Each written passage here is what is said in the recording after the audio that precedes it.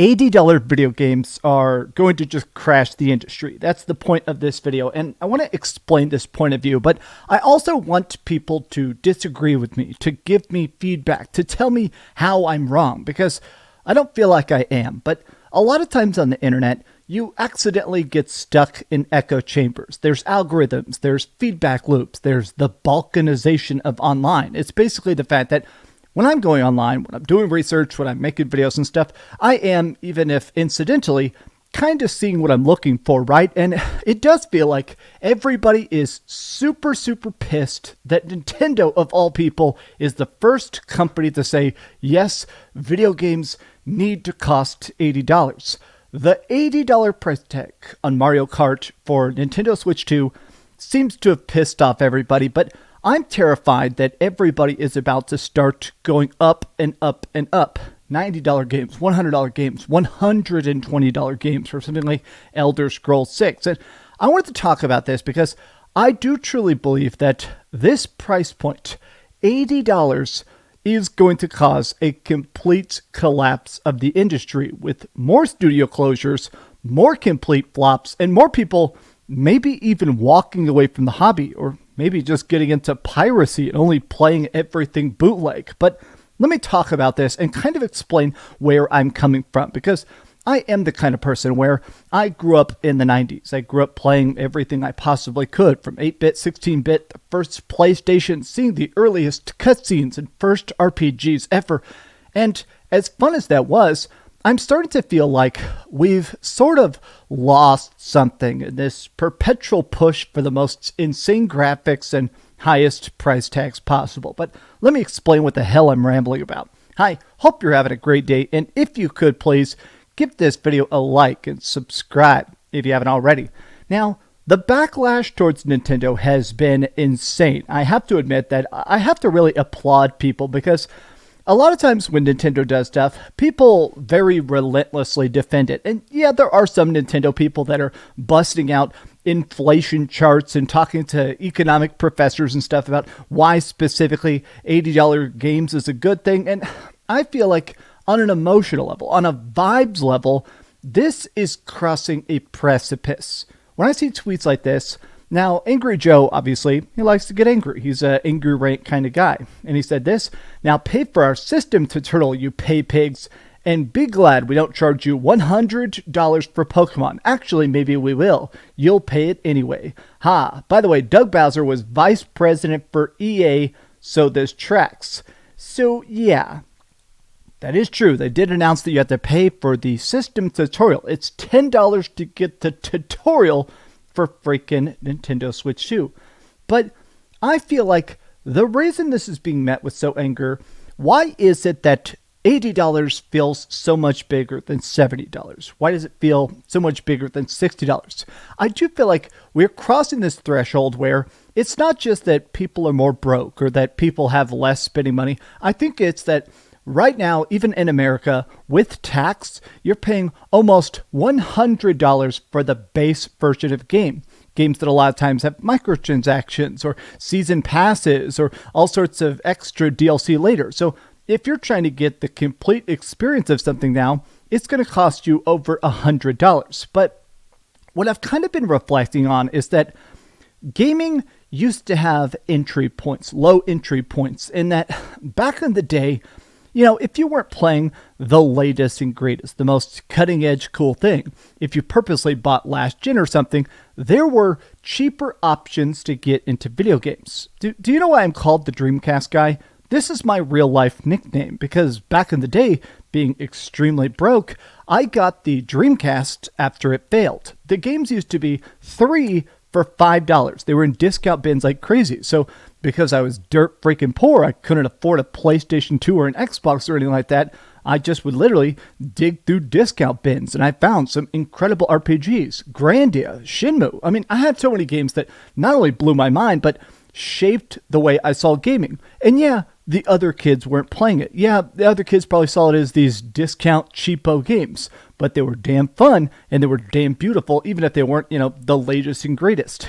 I feel like we're starting to hit this point where all a video game is constantly just chokeholded by these high price tags, where I am afraid that the only entry point for kids now, or younger people or broke people, is free to play. I do kind of hate the fact that whenever I talk to younger people, they basically are like, well, I just play modded Minecraft 50 hours a week. That's all I've been playing for the last 10 years is only Minecraft. Or they play Marvel Rivals or Fortnite. It's literally just about V-Bucks over stories, over cool new worlds, over challenging ideas or fun puzzles. And I'm not even trying to knock them for you don't like the games I like. I do actually think that back in the day, there used to actually be cheap games.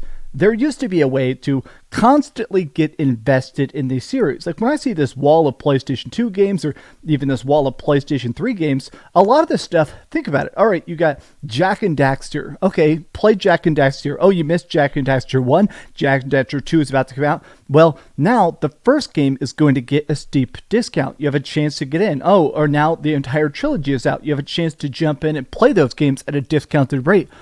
My problem, more than anything else, with that $80 price tag is I do kind of fear the fact that back in the day, getting a 20% discount on a $60 game, that dropped the price pretty dang significantly. Getting it for so much cheaper actually mattered. It incentivized you to try something maybe you wouldn't have. But at an $80 price point, even at 40% off, 30% off. I still feel like that to me is still a full priced game. Still paying $50 for a game years and years after it's out.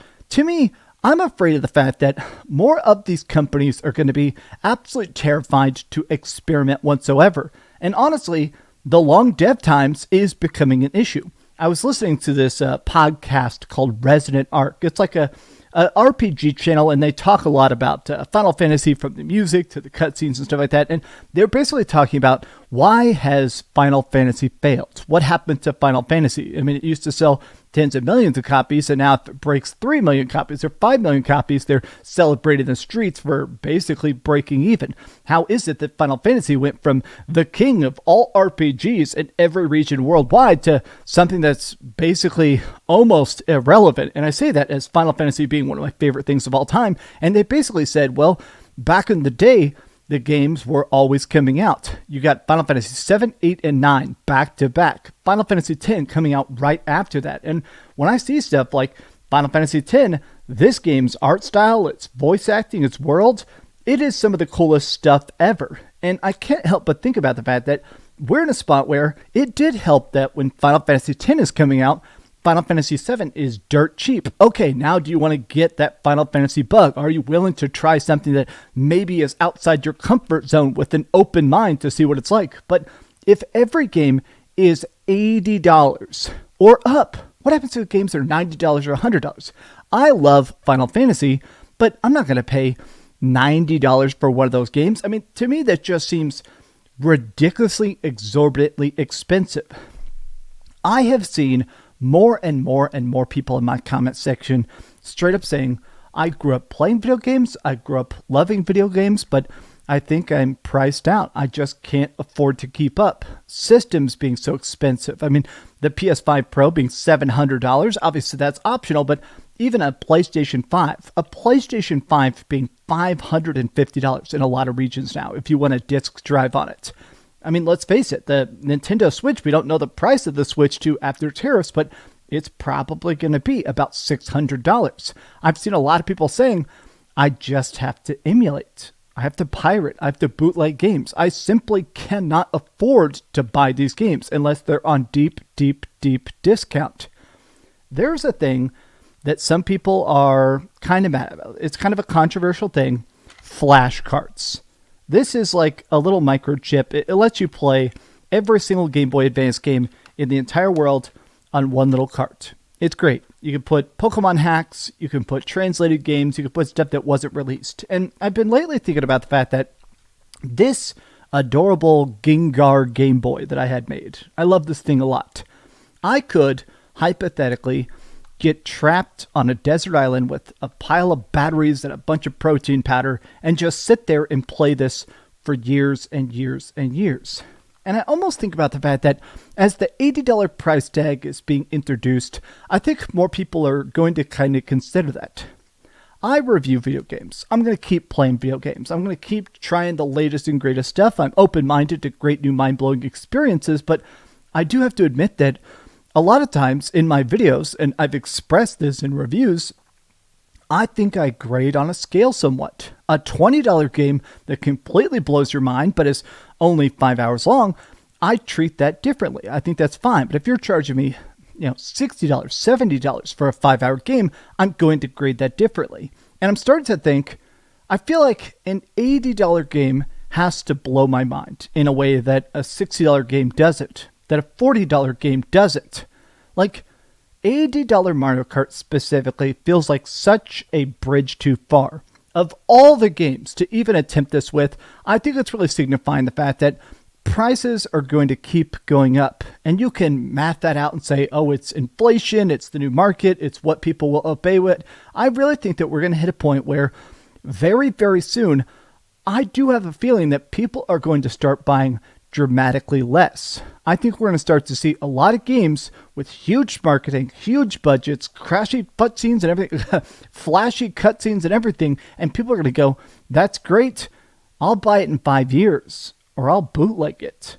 $80, I just feel like is a bridge too far. Maybe that's me, and if you disagree, please put it in the comment section. I want to read the comment section very thoroughly, but I really do feel like something has been lost. And I'm afraid that everybody's about to start copying this. I mean, I like PlayStation exclusives. I'm a big fan of the new God of War games and Spider-Man. And I like some of The Last of Us. My fear is the fact that if they really start doing this, Sony is definitely taking notes. And they're going, well, we spent $300 million on Ghost of Tsushima. Of course it's going to be $80. Oh, Xbox is going to go, well, this one, we're putting it on Game Pass, but if we're putting it on any other system, if you're actually trying to buy the complete edition of Starfield, of course it's going to be $80.